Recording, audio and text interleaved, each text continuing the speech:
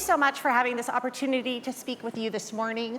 We have an absolutely wonderful panel here today, and I'm really excited to have with us these exciting professionals in data science and healthcare.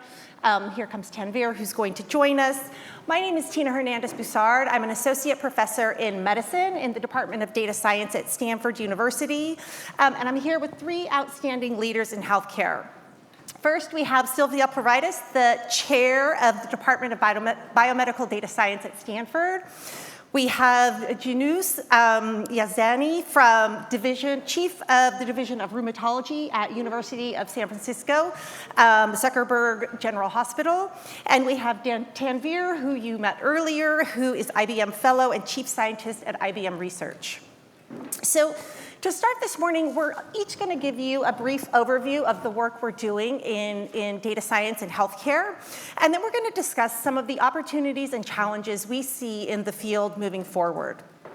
So let me start with sharing with you some of the work we do in my lab, and I'm going to get us going, and then I'm going to pass it down the row here. So I'm going to get started, as we've heard today, just the opportunities we've had for mentorship and getting started in the field. So I'm from a very small town. My father is Mexican. He was a farm worker. And so education wasn't something very typical in my family. And I went into my undergraduate school, and I was paired with a mentor who just changed everything in my life. He really believed in me and opened opportunities for me that I didn't even think were possible. And so my career has been, like others we heard this morning, not straightforward, but I've done different paths into healthcare and data science. Data has always been my strong point, and so merging data science and healthcare has just been a great opportunity for me. And it was through my mentorship at undergraduate that he opened opportunities, so I went and pursued a master's degree in public health, and then I just kept on learning, a PhD in computer science, and then another master's degree in health services research. So I really have been able to combine these two fields to develop a unique niche where we're combining data science and healthcare.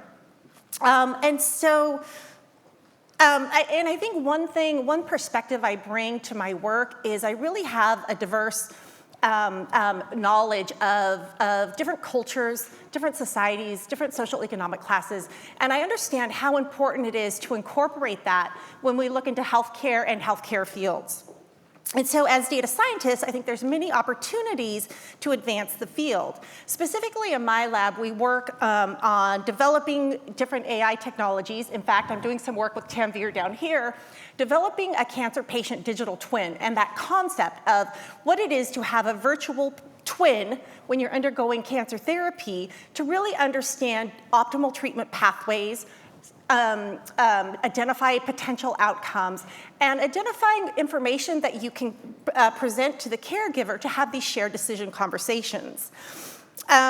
We develop these models, and we include things, all different types of models, deep learning, machine learning. We do a lot of natural language processing to mine medical records to really see if we can better capture the patient voice. I'm a very strong advocate of we need better technologies and tools to capture the patient voice and integrate that into routine care so we know patient values and goals. And we do that using different NLP technologies, transfer learning, et cetera. So you see, I think it's a very exciting time to be in the healthcare field. There's so many challenges and so many opportunities, and technology and data are really a path forward where we can better incorporate and really get to the next step of precision medicine, where the treatments and the technologies we develop are personalized. They take into account different patient perspectives, patient goals, patient values, and move us closer to an optimal treatment pathway. And so with that, I'm going to turn it over to my colleague, Sylvia, and she's going to give her perspective on the work she's doing and her experience in the data science field. Sylvia. Thank you. Thank you so much, Tina. That was really interesting. So it's really wonderful to be with you today. My research is focused on data-driven computational models of cancer biology and cancer outcomes. And I thought what I would do is just tell you a little bit how I got into this field. I finished my PhD in electrical engineering here at Stanford in Information Sciences Lab, and I worked with Al Makovsky in MR spectroscopic imaging, where we were trying to apply statistical image analysis methods to spatially resolve a specific metabolite called lactate as an early indicator for brain tumors. And when I finished my PhD, I loved what I had done, but I got very interested in a very different question. And that question was, can we use MRI to screen for cancer? MRI is very expensive technology, and at the time it was kind of a crazy idea. And I told my advisor I didn't want to pursue image analysis. I wanted to pursue this really different path. And he hooked me up with a healthcare economist, Alan Garber, and I also ended up with a master's in health services research. I ended up doing a postdoctoral fellowship after my PhD, and I used my engineering background, leveraging data on screening in breast cancer mammography, asking the question, could we leverage this data and transfer the knowledge from screening trials mammography into a setting where we were screening for breast cancer with MRI, specifically in women who had high risk for breast cancer because they carried a mutation BRCA1 or BRCA2. So we developed a simulation model, not unlike this digital twin concept, of a randomized controlled trial that had never been done and has never been done to date, of women randomized into standard of care, which is mammography, versus MRI plus mammography. And we ended up getting it published in JAMA and showed that it was effective to add MRI screening to women who carried a BRCA mutation.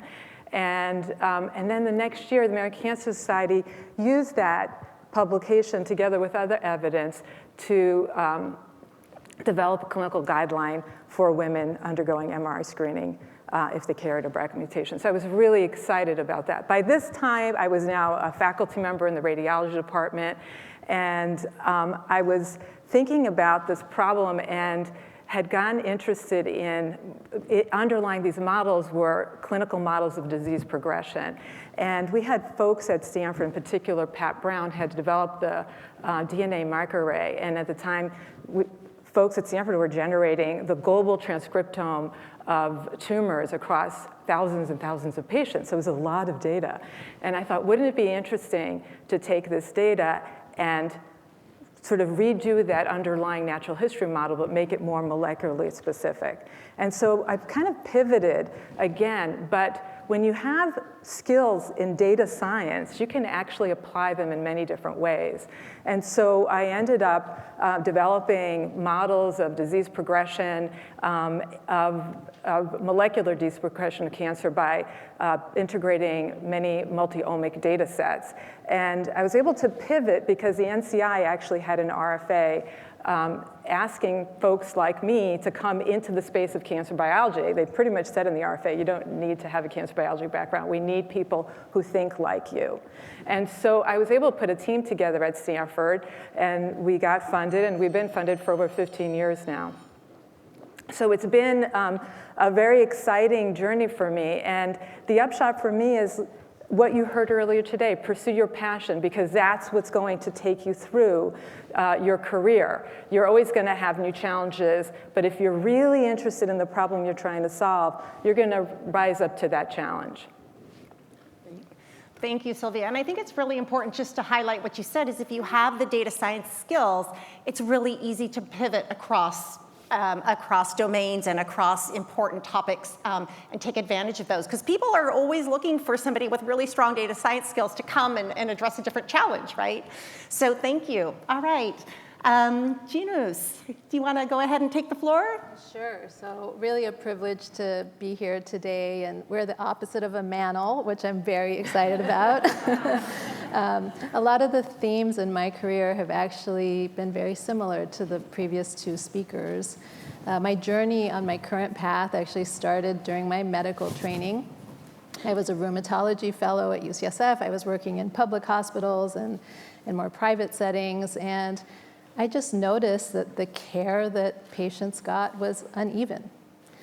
there were disparities like right in front of us. And I think all of us who actually have gotten healthcare or taken a loved one to get healthcare realize that that's true. You can get one advice when you go to one place and different advice when you go to a different place. And so this was sort of the thing that I wanted to work on and solve. And my career has really been about putting together the pieces in my field to try to make care more equitable and more standardized. And so, one of the first problems that I worked on was actually just trying to get people to put patient-reported outcomes into the electronic health record in a standardized way. Electronic health records right now are primarily used for billing, and they don't actually include some of the things that really matter to patients. And so that was the first thing that we tried to do. We tried to actually agree on what outcomes should be measured, and I had to learn a lot about measurement and about electronic health record design and about how to actually get clinicians to do things like put these outcomes into the electronic health record. Next, we wanted to aggregate this data. And so that entailed building a registry, and we wanted to do this on a national level. We wanted to connect the electronic health records of clinicians across the country so that we could actually study the quality of care, find out where the gaps were, and then go back and try to make a difference. And so this entailed using clinical informatics and learning about registry infrastructure. I know a lot about privacy and security because we were asking people to share protected health information on a scale that hadn't been done before. And this was very successful. We were able to build a national registry with the American College of Rheumatology. It has 2.5 million patients in it. About a third of all US rheumatologists participate now. Once we had the data, then the next task was really to use data science and my background in epidemiology and biostatistics to try to understand health disparities, to try to understand where there were gaps in care. And so this entailed, developing quality measures, applying them, and a whole lot of data cleaning, which isn't always glamorous, but it's so important. And then now, I'm focused a lot on human-centered design and implementation science. I'm interested in taking all the things that we've learned from data back to the bedside. We're building things like dashboards and quality improvement toolkits so that we can actually, clinician by clinician, try to provide feedback that's meaningful and get people to change practice, reduce health disparities. And I think, I have dabbled in many different things, and I haven't had a narrow area of focus. But I think, like the previous two speakers, I feel really passionate about health equity. I feel passionate about quality of care. And so everything that I've done has sort of, circled around trying to solve this important problem.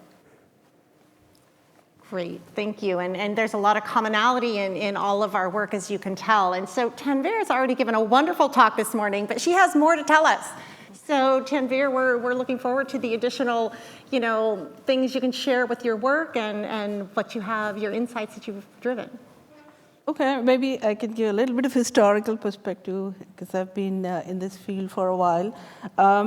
So as you may know, I'm one of the underrepresented minorities, I would say, come from a very conservative Muslim family. And it was a big deal in those days to send a girl unmarried alone to go get a PhD in another country. So we made those because education to us was like a pilgrimage. And so when I was in India, I used to teach courses in artificial intelligence, the Feigenbaum kind. I used to follow the Feigenbaum's Handbook of AI. And my first forays were in speech signal processing and behind the Harpy speech understanding system. My advisor was working on that at CMU. So anyway, I came to MIT, and the day I landed, I was so excited to be in the AI lab because this is the place for doing artificial intelligence work. And then the professor, Jerry Sussman, who used to be there, I think he's still around, he would say, "Oh, you came too late, AI is over." And And here I was like, what do? I came here to do PhD. So I got involved in a few interesting projects in the first year. So that helped me look at the field from a broad perspective. My first year was in building vacuum cleaner robots, some of which you now see in the market, the Roombas, early prototypes of those, to knowledge representation and reasoning, to landed in computer vision. At that time, vision was a thriving field, but not very commercially thriving. And the question that was posed to me was, well, we have solved the recognition problem. So the two other problems that are left to be solved are correspondence and selection. And the selection problem was the attentional selection problem that I took on. And now I know attention is a big word in these societies, but attention in those days was also something that we took on in computer vision. And from there, we moved to looking at searching for images over from a content-based retrieval field. And then when it came to the time, so computer vision wasn't very hard in those days. Now I see that it has changed completely. But when the time came to see what can we apply, and I've been fortunate to be part of exploratory projects throughout my career. So there was an idea, like think of it as you are pretending to a bunch of startups, a bunch of venture capitalists, and then have an idea that you get some funding to explore some idea. So I rounded up a bunch of usual suspects who were working in computer vision and said, let's go address a problem. And the problem happens to correspond to a personal story of mine where my father was misdiagnosed during an emergency for an ischemic stroke when he actually had a hemorrhagic stroke. And the resident that was in the ICU did the misdiagnosis, and then that led to some consequences. Now, fortunately, he recovered, but that gave me, is there some way in which we can get AI to help in such decision-making, provide alternative hypotheses, or at least present the evidence so that there is some sort of caution, particularly to those who are not trained and are still serving, because they are the only ones out there on the field at that point in time. So that led to the work in healthcare, and as we went through, you can see the progression of that in the work I described today. So that's my field, motivated by real-world problems and across many different fields. And I think AI is not over. In fact, it's still starting. And if I look at the capabilities of systems today, I feel like there is a lot in human capability that we haven't yet reached, that there's more to go. Great. Thank you. And so you can see we all have very different areas of interest we're working on. And one thing, so as moderator, I'm going to take the prerogative to kind of change the questions that I thought we might ask. But one thing I think is really important that we've heard a lot in the literature is sort of the bias and the fairness of the algorithms we develop. And certainly in healthcare, this is really important because some of the biases that come up in the healthcare issues, they are, we get allocation bias. So certain patients might be less, identified as needing particular resources, things like that. And so it's something that is really, really important in the healthcare field, as with many other fields. And a lot of the bias that we develop when we're developing our algorithms can come from data representativeness. And so it's something that we think about a lot in our field. And particularly in my lab, how are we capturing data from diverse populations? How do we ensure the data we have is really representative of the population for whom we're going to apply these algorithms to? And certainly when we think about, like the work in my lab is incorporating the patient's voice, which patients' voices do we have? It's people who come to the healthcare system when we use our electronic medical records. It's patients who are engaged. It's patients who are reaching out. But there's a whole nother population who might just need just as much resources, if not more resources, that often aren't represented in our data. And so I think there's a lot of challenges to think about, how do we capture data across these more diverse populations? And what we're thinking about in our lab is, it can't be the same technologies that we apply just unanimously across the field. Different populations are going to need to, we're going to need to capture these data using different types of technologies. And really understanding these different technologies and how they play a role is going to be really important. And this is true not only for patient-reported outcomes, but also when we think about diversity in imaging and things like that. we were recently looking at images for lung cancer, and we noticed that over 80% of the lung cancer images we had were from smokers, which is not the representation of the people who have lung cancer. So thinking about diversity across all aspects of diversity, I think, is really important. And so I'd like to ask the panelists, how do you think about diversity when you're developing your models? And how do you ensure that you have representativeness of the population? And if not, how do you transparently disclose that information? Or what are your thoughts on that? And so I'll start with you, Sylvia. And if you, because imaging, often we don't think about representativeness, but it really is a problem also, right? It is really important. So I mentioned that I work in population outcomes analysis of cancer, and we want to understand the value of a screening test, for example, in reducing cancer mortality rates. And most of the data that we have to inform those models comes from Caucasian community. And we know that it's not representative of other ethnicities and other races. And we have been challenged to explain cancer trends in other communities. And it's really a paucity of data. So it's beholden on us, all of us, to make sure that we collect those data. I don't think there's any other way around it. And so we have tried to infer, some of the ideas that we heard before, transfer some concepts from kind of the majority population community to minorities, but it hasn't actually worked, and we can't explain the trends yet. And so until we have the data, I think we're going to be stuck, quite honestly. Absolutely. Jinoos, I mean, certainly with patient-reported outcomes, I think that's something we're really interested in. What are your thoughts on that? Yeah, I think an example that I worked on with a graduate student a few years ago is helpful in thinking about this issue. So we were trying to develop a deep learning model that would actually predict the outcomes of patients who had rheumatoid arthritis over time. And we used data from the UCSF health system to build this model. It actually performed pretty well, but then we realized that we wanted to actually understand whether this model performed well in a more diverse population. And so we then tested the model at San Francisco General Hospital, which serves the poor and underinsured individuals in San Francisco, and something very interesting happened. So the model didn't perform as well. That wasn't surprising. But when we actually took the model from San Francisco General Hospital and sort of added what it had learned to the data at UCSF, the model at UCSF performed better.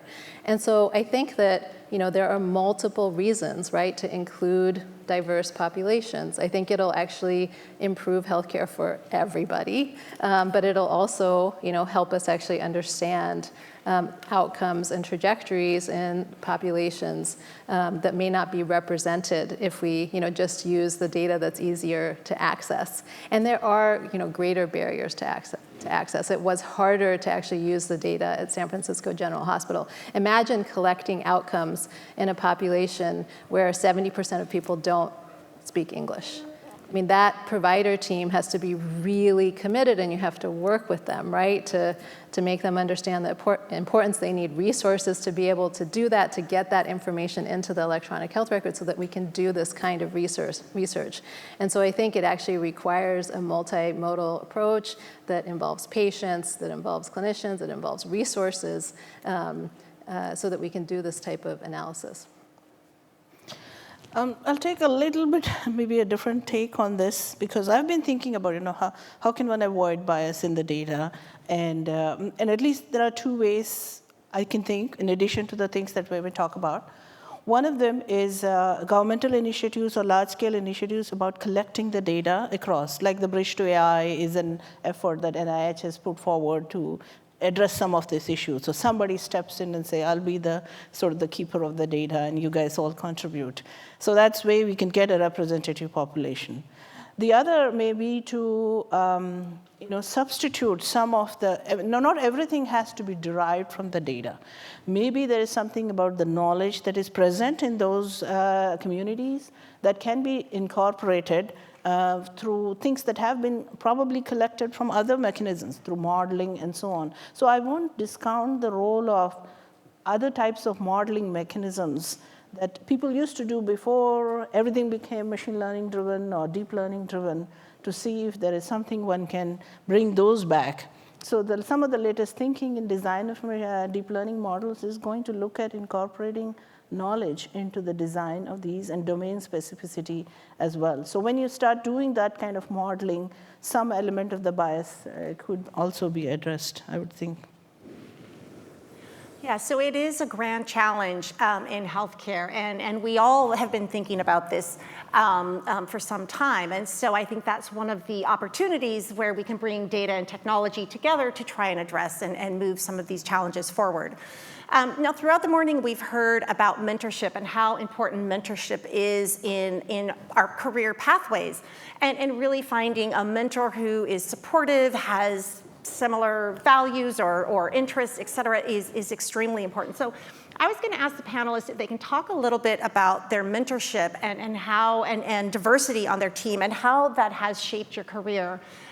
So Sylvia, I think mentorship is so important. You've already mentioned a little bit of your mentors. So any thoughts there? Yeah, I really appreciate this topic. So I think that in terms of mentorship, what I'd like to advise is just give mentorship. And I put it in this way in contrast to some advice given by Steve Jobs many years ago, who said, just ask, and meaning just ask for mentorship. And while that advice is really good, and it really works because I do ask for mentorship all the time, and it has made a huge difference for me, there was a time when I was really nervous about asking for mentorship, and I felt too intimidated to ask for mentorship. And so what helped me in the early times of my career was just receiving mentorship from people who would just give it to me unsolicited. And so I want to give you one example of how this played out for me. I was a sophomore in electrical engineering, and I walked into the IEEE student chapter meeting, and they were looking for a new president of the student chapter. And I walked into a room of men. Many of them were sitting on the tables. Others were just pacing around, throwing things at each other. So there was all this physical energy in the room.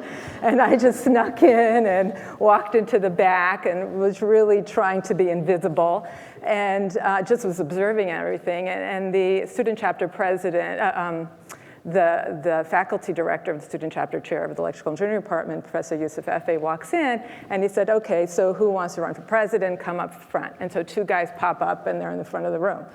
And then Professor Efe looks around the room, and he says, he points his finger, he says, you back there, come up here. So I kind of came up to the front of the room. He says, why aren't you running for president?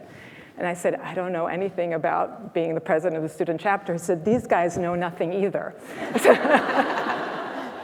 And so he said, you should run. So I ran, and I ended up being elected, and it was fantastic. I was no longer invisible to my classmates anymore.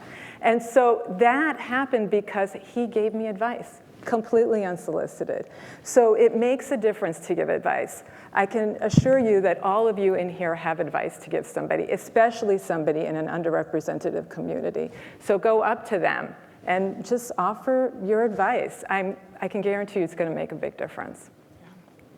That's a great example. And can you I'm going to take prerogative because she is the chair of the Department of Data Science here at Stanford. So how do you ensure that, in your department, there's mentorship and support for all the new students coming on? You have a great bunch of students. Can you talk a little bit about that? Yeah, mentorship is really important, and it's become kind of a cornerstone of Stanford University. This is something we talk about at every level, not only from the students, but also for our faculty at every stage of their career as well. So all students, new students, are identified an academic mentor, and before they pick their faculty advisor, who becomes really their mentor for their research career. And all faculty are given a faculty mentor. But I also reach out to the students. If I can tell that there's a student that may need some additional input, I'll say, hey, come and talk to me. I want to hear how your rotations are going. What are you thinking? I want to share with you my view of the program. So I do reach out to students, and I encourage our faculty to reach out to the students. And it is something that I feel like we can do better and that we want to improve. And we're actively talking about it. So it has become a very active part of our program. Thank you. Jinoos, do you want to talk a little bit about the mentorship you've had in your career and any differences in what Sylvia's shared or similarities would be really interesting? Yeah, lots of similarities, but one thing that I've recently been thinking about is just the types of mentorship that I've received and sort of reflecting on the different roles that people have played. You may have heard that you need a team of mentors, and that has certainly been true in my career. I think we focus a lot on having technical mentors, right? So these are the principal investigators, the people sort of that help us with, learning a new skill or, working on a paper or things like that. And those types of mentors have certainly been very important. But there are actually 3 other types of mentors that I relied on over the last couple decades. So one type has been a career mentor, who actually was very different than the technical mentor. And this is somebody who could really look holistically at my progress, talk to me about where there were gaps, and try to really fill in some advice about the things I needed to do to get promoted in academic medicine. Another type of mentor, which has been really important, is a life mentor. And different people have taken this role at different parts of my career, but I remember a particularly vulnerable period. I had just had my first child, and I was an late fellow, early faculty member. And I just felt like there were so many things I needed advice on. And it was actually, the women who were just a few years ahead of me that served as life mentors. And, to Sylvia's point about giving advice, they gave me advice about how long my maternity leave should be, about childcare issues, about where to pump breast milk when I came back to work. And actually, that was incredibly valuable. I needed that support in order to make it through those really hard years. And then the last type of mentor have been people that are often referred to as sponsors. And these are people who really don't necessarily have anything to gain by helping you, but they just do. And I think actually the example of somebody asking you to run for president is that's a wonderful example of somebody acting as a sponsor. And in my career, very early on, I was a young faculty member, I had no experience, but there was somebody at another institution who knew I was interested in this issue of quality and data, and so he nominated me to serve on this committee at the American College of Rheumatology. And that nomination really changed the trajectory of my career. I was able to work hard on that committee, multiple leadership opportunities came up, and then I had access to this network that allowed me to build all of these things that I talked about before. So I guess to all of the women in this room, I think we have opportunities to sponsor each other and to ask for sponsorship. And so I really encourage you to, whenever there is an opportunity, like you said, give mentorship, nominate people, put, people's name on the radar, because it really makes a difference. It does, and I want to just kind of follow on that, a point you just said. So I mentor a lot of people, and a lot of people come to me with, starting a family or, a diversity mentor. And one of the things we're seeing more and more is sort of this diversity tax. So because you're a woman, because you're an underrepresented minority, you often get put on committees or nominated for things because they need diversity on the committees, because they need diversity in whatever it is they're doing. And I always tell the people that, make sure it's a benefit for you too, right? Don't just sit on the committee because you're filling a spot in their diversity panel, but just make sure it's meaningful to you. And you have to be, I think sponsorship is so important, and that's having somebody put your name in the hat or calling you up to run for something. but you have to make sure that the goals are aligned. And I think that diversity tax is something we're seeing more and more. And I always tell my mentees, just make sure there's value in this committee or value in this position for you also. And so I think that's really important. And I'm not sure if you guys feel that also. I'm sure you felt that in your career when you walk in a room and there's a panel of 8 men and come join the panel. And you're like, I'm really not an expert in that. So it's important to think about. Tanveer, anything to add on mentorship? I think all these points are very good, and I don't have too much more to add, other than the fact that you are your best advocate. In many of these situations, you have to make a case. So many times we've all had experiences where people tell us it can't be done, or you're too late, as they said to AI. So you just have to learn to ignore and go with your gut feeling and be willing to fight your case. So I think people will help you, but there's something that you have to give as well to make it work as such. So I think that would be important aspect of maintaining and confidence, as you said. In your case, also you had that. So that's one thing about mentorship. The other thing I would say is that also in academics in particular, one way of mentoring is that the faculty has a much greater opportunity to mentor so much. In industry also, we see those things, but the dominance of men is a lot, and particularly in our field. And so we are trying to change that by hiring more women, but there continues to be a challenge. And so there's a lot of encouragement from a technical standpoint, but I think still getting more women into industry would be good in this sense.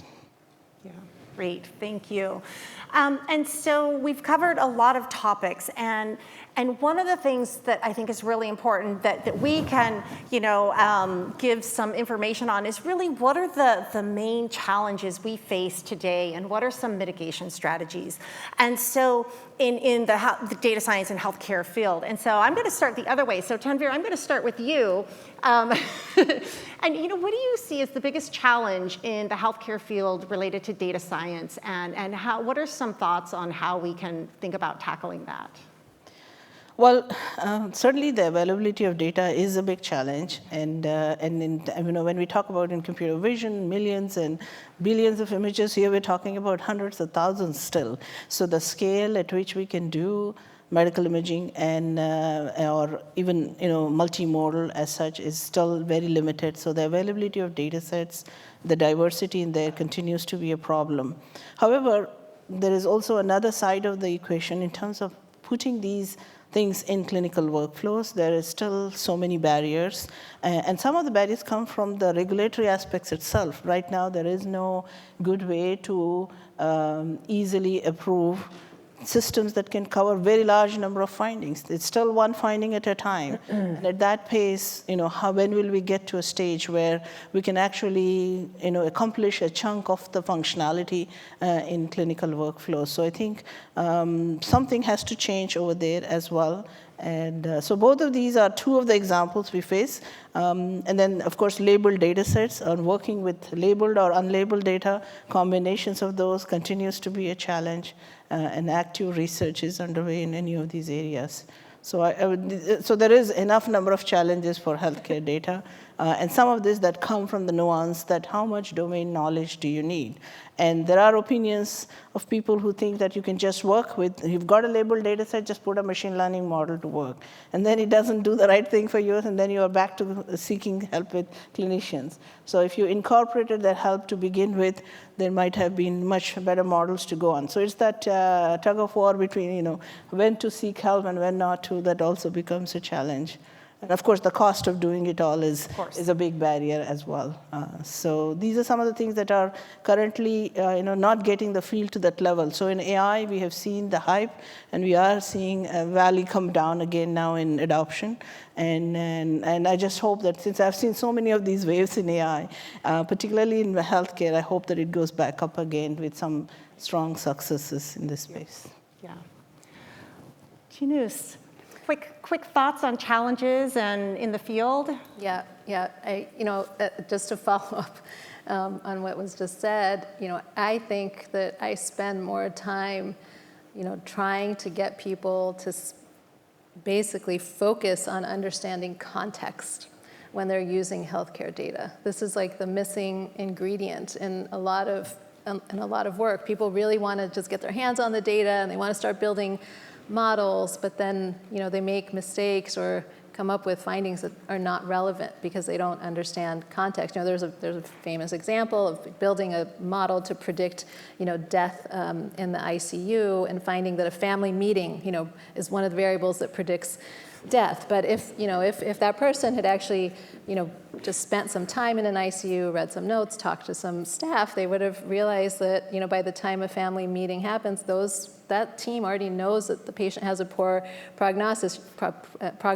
And so, it's sort of a circular thing, and I think they could have avoided a lot of, time and energy if they'd understood context. And so my advice is that when working with healthcare data in particular, you have to spend time talking to people, interdisciplinary team, reviewing charts, some of the things that have nothing to do actually with sort of the data and the models, that will actually get you to the right answer more quickly. That's true. I always tell my team we probably spend 80% of our time understanding the data and maybe 10 or 20% doing the fun machine learning models, et cetera. Sylvia, any quick thoughts on challenges and opportunities? Yeah, I just want to follow this theme. I couldn't agree with it more. When you work in biomedicine, you really need to understand the domain if you're going to make a difference. Developing the methods is exciting when you have a novel method and watching, sort of monitoring predictive accuracy. But at the end of the day, you want to answer a biomedical question, or you want to solve a biomedical problem. And the answer is just as important as the method.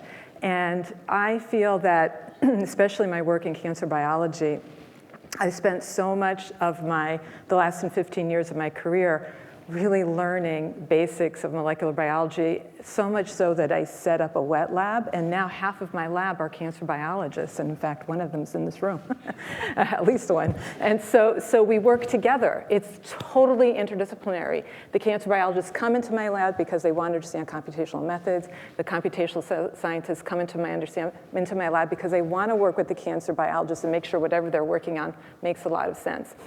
And another part of this for the data scientists or the biomedical data scientists that I feel is really important for our future is that we have to empower the data scientists to ask the question, to define the question.